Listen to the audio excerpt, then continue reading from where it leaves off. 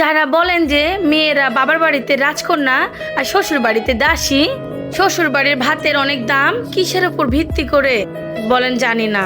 আমি বলবো আপনার অভিজ্ঞতা অল্প, এখনো বাস্তবতা দেখেন না, এই জন্য আপনার কাছে বাবার বাড়ি রাজপ্রাসাদ মনে হয়। অল্প বয়সে বিয়ে না হয়ে 30 বছর বয়স পর্যন্ত অবিবাহিত হয়ে ঘরে থাকেন, দেখেন না ভাতের নলা গলা দিয়ে নামে কিনা।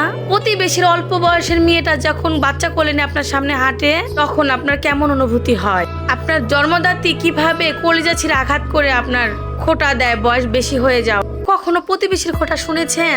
ডিভোর্সি মেয়ের অবস্থান দেখবেন, শ্বশুর বাড়িতে অশান্তি হোক সবাই বলবে তুমি চলে আসো, আমরা আছি। 2 দিন বাবার হোটেলে খেয়ে দেখে গলা টেনেও সেই ভাত আর ঘিরতে পারবেন না। আপনি যে আদরের রাজকন্যা, দেখেন আপনার কিং বাবার কুইং মা কিভাবে উঠতে বসতে আপনাকে খোঁটা দেয়। আপনি যদি ভাইয়ের হোটেলে খান তাহলে ওটা ভাত মনে হবে না, বিষ মনে হবে। আর আপনি যদি কালো হন তাহলে ছোটবেলা থেকেই শুনবেন আপনার গুণ এই সমাজ দেখবে না। সবকিছুর নির্দিষ্ট সময় পর্যন্ত দাম থাকে, হোক সেটা মানুষ বা পণ্য।